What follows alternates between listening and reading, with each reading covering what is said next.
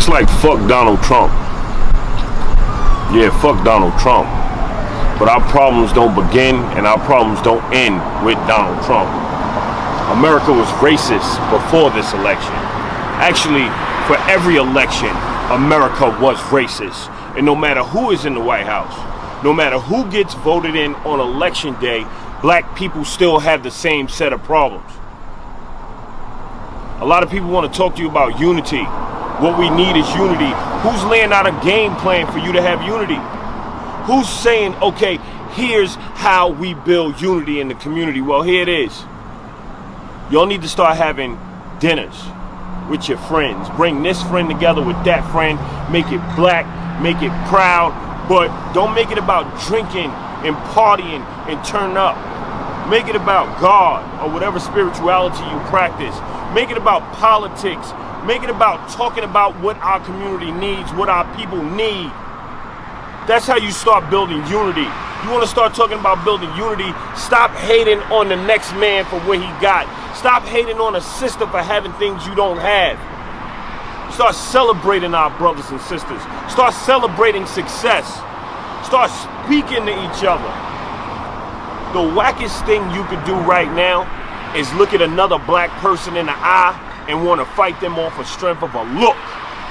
Our enemies are too big. They're attacking our children in their schools. They're attacking us in our homes, rent, landlord, mortgages. They're attacking us in the government. They're attacking us from so many different ways. The reason you can't get money on your block ain't because of them dudes down there. It's because that's the way this government is set up.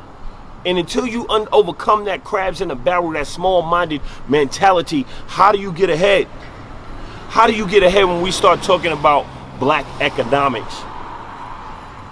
You got black people who will sleep outside of a store for 2 days to get a pair of sneakers, but they won't travel a few extra miles to shop at a black supermarket. While we talking about food, food injustice is a real thing. Number one killer of us is heart disease and diabetes. Stop with the McDonald's. Stop with the Coca-Colas. You want to know why people aren't going after these fast food companies? Because your big black organizations, your big are being paid off. Your leaders are being bought off. Okay? So they're not going to tell you that Coca-Cola is the reason why your grandmother got to get her leg cut off. They're not going to tell you that McDonald's and the Chinese food in your communities is the reason why your father having heart attacks. When's the last time you seen a black person working in a Chinese restaurant, fam? Huh? When was the last time you saw a black business in a predominantly Jewish community? Or in Chinatown? You don't see that. You don't see that.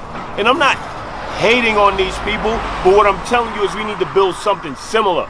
Somebody come in our neighborhood and they want to make money off our neighborhood, don't want to employ people in our neighborhood, then they should not be supported by our neighborhood. We need to buy black, right? We got black banks, Big Mike. These folks opening up black banks. Why are you not seeking them out?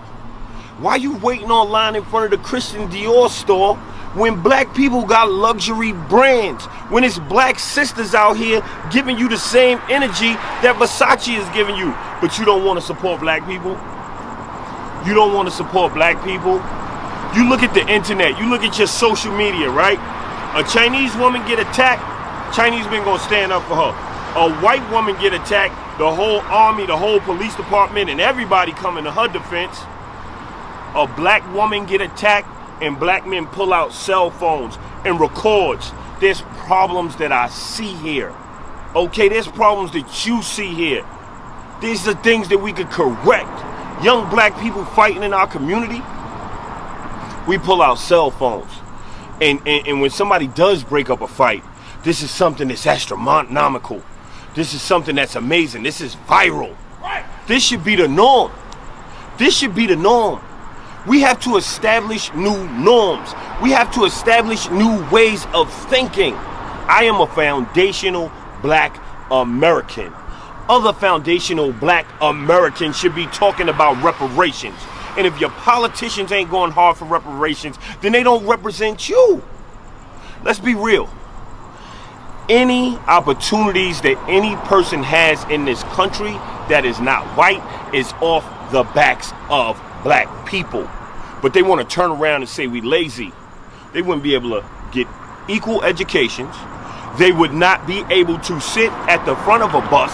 They would not have banking loans and opportunities. They wouldn't be able to start these businesses and take part in the American dream if it wasn't for black people. But they still come here and they look down on us. This is their fight too. But that's all right, because we don't need them. All we need is us. What I'm talking about is black opportunities, okay? Black business, black education. We just opened up a new school in the Bronx. What other race of people let outsiders educate their children?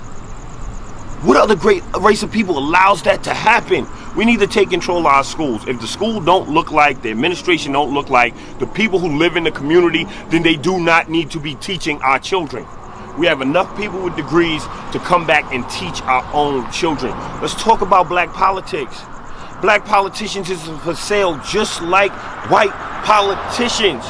You look at Barack Obama, mad people got rights under Obama, but we couldn't even get the cop that killed Eric Garner prosecuted under Obama. This is problematic. That's because we don't pool our resources. People tell you dumb shit like, hey, go out and vote, or donate to this candidate, donate to that candidate. But do they tell you to invest in a PAC? Huh?